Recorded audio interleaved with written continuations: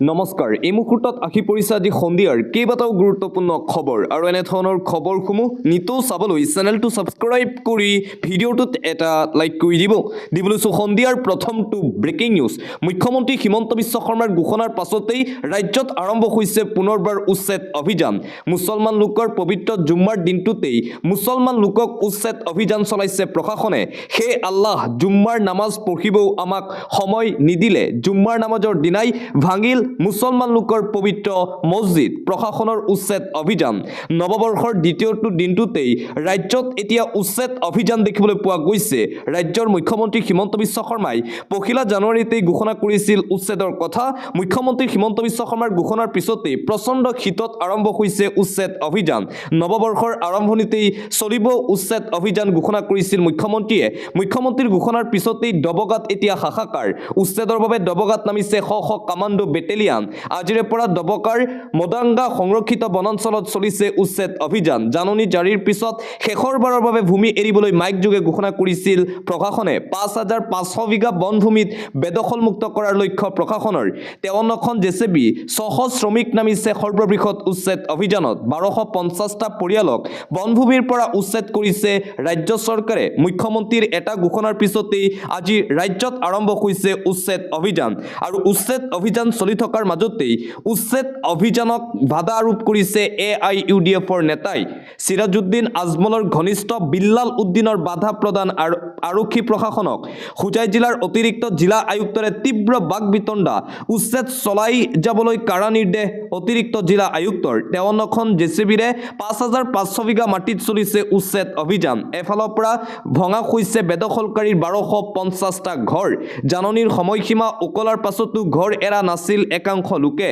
বনাঞ্চলৰ বৃক্ষৰ বাহিৰে সকলো উচ্ছেদ কৰাৰ নিৰ্দেশ প্ৰশাসনৰ উচ্ছেদ অভিযান চলি থকাৰ মাজতেই উচ্ছেদ অভিযানত বাধা আৰোপ কৰিছে AIUDFৰ নেতাই আন এটা ব্ৰেকিং নিউজ পুনৰবাৰ কংগ্ৰেছ দলৰ টিকট সন্দৰ্ভত মন্তব্য মুখ্যমন্ত্ৰীৰ কংগ্ৰেছ দলত টিকটৰ কাৰণে আৰম্ভ হৈছে দৰদাম ইতিমধ্যে আৰম্ভ হৈছে বজাৰ ইতিমধ্যে বহুতে দিলে আগতীয়াকৈ ধন কংগ্ৰেছ দলক মিয়া মুছলমান সমষ্টিত কংগ্ৰেছে টিকটৰ বিনিময়ত ল'ব 3 পৰা 4 কোটি টকা বিগত নিৰ্বাচনতো কংগ্ৰেছে লৈছিল বৃহৎ পৰিমাণৰ ধন টিকটৰ নামত প্ৰাৰ্থীৰ পৰাও কংগ্ৰেছে লৈছে 50,000 কোটি টকা হিমন্ত বিশ্ব শৰ্মাৰ এই মহাবিস্ফোৰণ কংগ্ৰেছৰ ব্যৱস্থাটো টকাৰ ওপৰত আধাৰিত বুলি মন্তব্য কৰে মুখ্যমন্ত্ৰীগৰাকীয়ে কংগ্ৰেছ দলক লৈ পুনৰবাৰ এই আপত্তিজনক মন্তব্য হিমন্ত বিশ্ব শৰ্মাৰ অন্য এটা খবৰ হিন্দুক অত্যাচাৰ কৰা দেশৰ ক্ৰিকেটাৰ নালাগে শাহৰুখ খানে দেশৰ সৈতে গাদ্দাৰী কৰিলে শাহৰুখ খানক দেশদ্ৰোহী আখ্যা দিয়া হৈছে জাতিৰ বিশ্বাসঘাতক দেশদ্ৰোহী শাহৰুখ খান বলিউডৰ বাদশাহ শাহৰুখ খানক দেশদ্ৰোহী আখ্যা দিছে ভাৰতীয় জনতা পাৰ্টিৰ নেতাই শাহৰুখ খানক লৈ কৰিছে মন্তব্য ভাৰতত থকাৰ কোনো ধৰণৰ অধিকাৰ নাই বলিউডৰ বাদশাহ বলিউডৰ কিং শাহৰুখ খানক দেশৰ গাদ্দাৰ আখ্যা ভাৰতীয় জনতা পাৰ্টিৰ নেতা সংগীত কুমাৰৰ বাংলাদেশত হিন্দুক হত্যাৰ সময়তে শাহৰুখ খানে কিনিছে বাংলাদেশী ক্ৰিকেটাৰক যাৰ বাবে শাহৰুখ খানক দেশদ্ৰোহী আখ্যা দিছে বিজেপিৰ নেতাই অন্য এটা খবৰ অগপ বিজেপিৰ আসন বুজাবুজিক লৈ ডাঙৰ মন্তব্য মুখ্যমন্ত্ৰীৰ অগপ আৰু বিজেপিৰ মিত্ৰতাক লৈ পুনৰবাৰ মন্তব্য কৰিছে মুখ্যমন্ত্ৰীয়ে অগপ মুক্ত ৰাজনৈতিক দল তেওঁলোকে যিমান ইচ্ছা সিমান টিকট দিব পাৰে কিন্তু কোনকেইটা সমষ্টিত বিজেপিয়ে টিকট নিদিয়ে সেয়া বিজেপিয়ে সিদ্ধান্ত ল'ব 2026 চনৰ বিধানসভা নিৰ্বাচনক লৈ অগপ আৰু বিজেপিৰ মিত্ৰতাৰ সন্দৰ্ভত পুনৰবাৰ আজি সংবাদ মাধ্যমৰ আগত এইদৰে মন্তব্য কৰে মুখ্যমন্ত্ৰী হিমন্ত বিশ্ব শৰ্মাই অন্য এটা খবৰ একশন মুডত আৰক্ষী প্ৰশাসন হিংসাত্মক ঘটনাত অভিযুক্তৰ ঘৰত চলিল আৰক্ষী প্ৰশাসনৰ বলডজাৰ একশন দেখিবলৈ পোৱা গৈছে হিংসাত্মক ঘটনাত অভিযুক্তৰ ঘৰত এইবাৰ চলিল আৰক্ষী প্ৰশাসনৰ বলডজাৰ অবৈধ নিৰ্মাণত পৰিল প্ৰশাসনৰ হাতুৰাৰ কোপ উচ্ছেদ অভিযান এফালৰ পৰা ভাঙি দিলে বিক্ষিপ্ত ঘটনাৰ অভিযুক্তৰ ঘৰত চলিছে বলডজাৰ মছজিদৰ বাহিৰত ৰেলী উলিওৱাক লৈ হৈছিল বিবাদ বিশেষ সম্প্ৰদায়ৰ লোকে মছজিদৰ বাহিৰত উলিয়াইছিল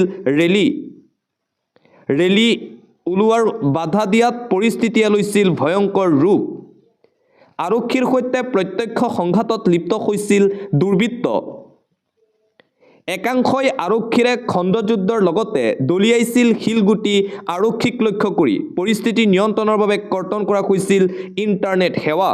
দিবলৈছো আন এটা গুৰুত্বপূৰ্ণ খবৰ। 2021 চনৰ 31 মাৰ্চ তাৰিখলৈকে অসমৰ মুঠ ধাৰ আছিল 89,907 কোটি টকা। মুখ্যমন্ত্ৰী হিমন্ত বিশ্ব শৰ্মাৰ দিনত 31 মাৰ্চ 2025 চনলৈকে ধাৰ হ'লগৈ 1,77,983.20 কোটি টকা। হিমন্ত বিশ্ব শৰ্মাৰ দিনত কেৱল 4 বছৰত ধাৰ হৈছে 88,274 কোটি টকা। হিমন্ত বিশ্ব শৰ্মাৰ চৰকাৰৰ দিনত ঋণ লোৱা পৰিমাণৰ তালিকা এইদৰে প্ৰকাশ কৰিছে শিৱসাগৰ সমষ্টিৰ বিধায়ক তথা ৰাইজৰ দলৰ সভাপতি অখিল গগৈয়ে। অন্য এটা খবৰ, ছাত্ৰ সমাজৰ প্ৰতিবাদত সেও মানিলে কেন্দ্ৰীয় শিক্ষা মন্ত্ৰালয়ে। তেজপুৰ বিশ্ববিদ্যালয়ৰ পলাতক উপাচাৰ্য শম্ভুনাথ সিঙক বাধ্যতামূলক ছুটিৰ নিৰ্দেশ মন্ত্ৰালয়ৰ। শম্ভুনাথ সিঙৰ বিৰুদ্ধে কঠোৰ ব্যৱস্থা গ্ৰহণৰ বাবে জৰুৰী নিৰ্দেশনা জাৰি কেন্দ্ৰীয় চৰকাৰৰ। IIT গুৱাহাটীৰ অধ্যাপক অমৰেন্দ্ৰ কুমাৰ দাসক বিশ্ববিদ্যালয়ৰ অন্তৱৰ্তীকালীন উপাচাৰ্যৰ দায়িত্ব প্ৰদান কৰা হৈছে। তেজপুৰ বিশ্ববিদ্যালয়ক লৈ যি প্ৰতিবাদ চলিছিল সেই প্ৰতিবাদত অৱশেষত সেও মানিবলৈ বাধ্য হৈছে কেন্দ্ৰীয় শিক্ষা মন্ত্ৰালয়ে। আন এটা গুৰুত্বপূৰ্ণ খবৰ, আকৌ অসমলৈ আহিব ভাৰতৰ প্ৰধানমন্ত্ৰী নৰেন্দ্ৰ মোদী। কাজিৰঙাৰ এলিভেটেড উদ্বোধন কৰিব প্ৰধানমন্ত্ৰী নৰেন্দ্ৰ মোদী। পুনৰবাৰ অসমলৈ আহি আছে প্ৰধানমন্ত্ৰী। মাঘ বিহুৰ পিছতেই অসমত আহিব ভাৰতৰ প্ৰধানমন্ত্ৰী নৰেন্দ্ৰ মোদী। বিজেপিৰ নেতাকৰ্মীসকল পুনৰবাৰ উৎফুল্লিত হৈ পৰিছে। 17 জানুৱাৰীত 10,000তকৈও অধিক লোকে পৰিৱেশন কৰিব নৃত্য।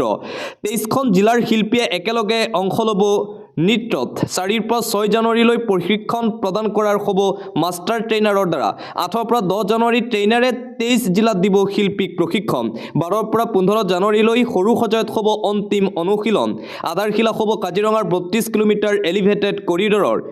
6,957 কোটি টকা ব্যয় সাপেক্ষে কাজিৰঙাত নিৰ্মাণ হ'ব কৰিডৰ। 17 জানুৱাৰীৰ পিছত ফেব্ৰুৱাৰীত আকৌ অসমলৈ আহিব মোদী। মুকলি কৰা হ'ব গুৱাহাটী উত্তৰ গুৱাহাটী সংযোগী ব্ৰহ্মপুত্ৰৰ দলং। আন এটা গুৰুত্বপূৰ্ণ খবৰ এই মুহূৰ্তত আহি পৰিছে। মুখ্যমন্ত্ৰীৰ উদ্যমিতা আঁচনিৰ বাবে নৃশংস হত্যাকাণ্ডৰ ঘটনা সংঘটিত হৈছে। অৰুণ নাথৰ হাতত প্ৰাণ গ'ল ঘৰ জোৱায়েকৰ। মুখ্যমন্ত্ৰীৰ উদ্যমিতা আঁচনিৰ বাবে ৰাজ্যত নৃশংস হত্যাকাণ্ডৰ ঘটনা সংঘটিত হয়। ইংৰাজী নৱবৰ্ষৰ আৰম্ভণিতেই ৰাজ্যত এই ভয়ংকৰ ঘটনা সংঘটিত হৈছে। শহুৰেকৰ প্ৰসাৰত প্ৰাণ গ'ল ঘৰ জোৱায়েকৰ। ৰাজ্য কঁপাই যোৱা এই নৃশংস হত্যাকাণ্ডৰ ঘটনা। জোৱায়েক জিতেন নাথৰ পত্নী শাহুৱেকে লাভ কৰিছিল আঁচনিৰ ধন। জিতেন নাথে খৰচ কৰিছিল শাহুৱেক পত্নীয়ে পোৱা উদ্যমিতা আঁচনিৰ টকা। তাতে খৰ্গহস্ত হৈ জোৱায়েকক প্ৰসাৰ শহুৰেক অকণ নাথৰ। তাৰ পিছতেই জোৱায়েকজনৰ মৃত্যু হৈছে বুলি জানিব পৰা গৈছে। পৰৱৰ্তী খবৰ, মাটি জালিয়াতি মণ্ডল অনিমেষ শইকীয়া আৰু মুনেন্দ্ৰ বৰাক নিলম্বন কৰা হৈছে। মাটি জালিয়াতি কৰা মণ্ডলৰ বিৰুদ্ধে কঠোৰ হৈ পৰিছে এতিয়া প্ৰশাসন। চৰকাৰী মাটি জালিয়াতিৰ অভিযোগত 2 মণ্ডলক নিলম্বন কৰা হৈছে। মণ্ডল অনিমেষ শইকীয়া আৰু মুনীন্দ্ৰ বৰাক নিলম্বন আয়ুক্তৰ। পশ্চিম যোৰহাট ৰাজহ চক্ৰত সংঘটিত হৈছে এই ঘটনা। 6 মাহ পূৰ্বে যোৰহাট চৰাইবন্দাৰ চৰকাৰী ভূমি নামজাৰিত হৈছিল জালিয়াতি। নিয়ম বহিৰ্ভূত কাম কৰাৰ অভিযোগ 2 লাট মণ্ডলৰ বিৰুদ্ধে। ঘটনাৰ পিছতেই তদন্তৰ নিৰ্দেশ দি খটুৱা লাট মণ্ডলক নিলম্বন। মাটি জালিয়াতি কৰা মণ্ডলৰ বিৰুদ্ধে কঠোৰ হৈ পৰিছে এতিয়া প্ৰশাসন। আন্তঃৰাষ্ট্ৰীয় পৰ্যায়ৰ এটা গুৰুত্বপূৰ্ণ খবৰ, মূল্যবৃদ্ধি দুৰ্নীতিৰ বিৰুদ্ধে উত্তপ্ত পৰিস্থিতিৰ সৃষ্টি হৈছে ইৰাণ ৰাষ্ট্ৰত। ইৰাণত মূল্যবৃদ্ধি দুৰ্নীতিৰ বিৰুদ্ধে হোৱা প্ৰতিবাদে লৈছে ভয়ংকৰ ৰূপ। প্ৰতিবাদৰ ফলত দেশজুৰি ক্ৰমাৎ বৃদ্ধি পাইছে তীব্ৰ অশান্তিৰ পৰিৱেশ। ইৰাণত দেখিবলৈ পোৱা গৈছে প্ৰতিবাদকাৰী আৰু নিৰাপত্তাৰক্ষীৰ সংঘৰ্ষত নিহত হৈছে 7জনকৈ লোক ইৰাণত। ইৰাণ চৰকাৰী ভৱনসমূহত বলপূৰ্বকভাৱে প্ৰৱেশৰ চেষ্টা কৰিছিল বিক্ষোভকাৰীৰ দলে। প্ৰতিবাদকাৰীক ছত্ৰভংগ দিবলৈ আৰক্ষীয়ে কন্দুৱা গেছৰ প্ৰয়োগ কৰাৰ ফলতে দুয়োপক্ষৰ মাজত সৃষ্টি হয় সংঘৰ্ষৰ। বিগত 5টা দিনে মূল্যবৃদ্ধিৰ দুৰ্নীতি, চৰকাৰৰ প্ৰতি ব্যাপক অসন্তুষ্টিৰ বিৰুদ্ধে ইৰাণত সাব্যস্ত হৈ আছে প্ৰতিবাদ। আকাশলংঘী মুদ্ৰাস্ফীতি, মূল্যবৃদ্ধি হ্ৰাসৰ লগতে চৰকাৰী নিপীড়নকাৰী শাসনৰ অন্ত পেলোৱাৰ দাবীৰে এই প্ৰতিবাদ চলিছে ইৰাণ ৰাষ্ট্ৰত। ইৰাণত মুঠতে অশান্তিকৰ পৰিৱেশ।